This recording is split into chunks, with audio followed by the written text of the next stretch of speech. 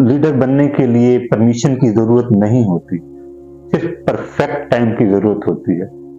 Position की जरूरत भी नहीं होती, सिर्फ एक सही डिसीजन की जरूरत होती है।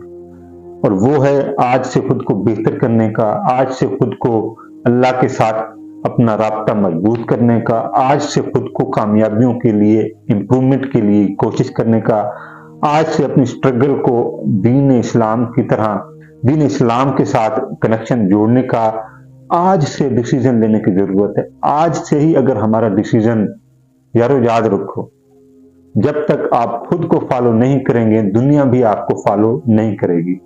सबसे पहले आप खुद को फॉलो करें, और खुद को फॉलो करने के लिए आपको अल्लाह के साथ राब्ता बहाल करना होगा।